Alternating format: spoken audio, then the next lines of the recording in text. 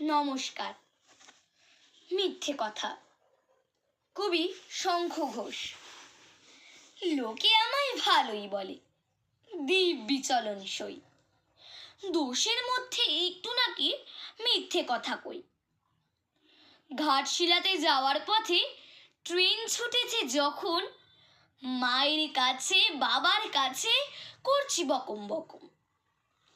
হঠাৎ দেখি মাঠের মধ্যে চলন্ত সব গাছে এক এক রকম ভঙ্গি ফোটে, এক এক রকম নাচে।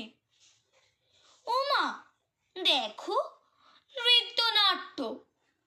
যেই বলেছি আমি, মা বকে দেন, বড্ড তোমার বেড়েছে ফাজলামি। চিড়িয়াখানার নাম জানো তো আমার সেজু মেশর? আদর করে দেখিয়েছিলেন পশুরাজের কেশর।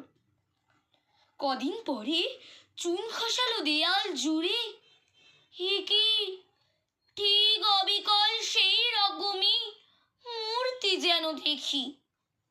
ক্লাসের মধ্যে যেই বলেছি সুরঞ্জনার কাছে, জানিস আমার ঘরের মধ্যে সিংহ বাঁধা আছে। শুনতে পেয়ে দিদিমণি অমনি বলেন, শোনো, এসব কথা আবার যেন না শুনি কখনো। বলি না তাই সেসব কথা, সামলে থাকি খুব।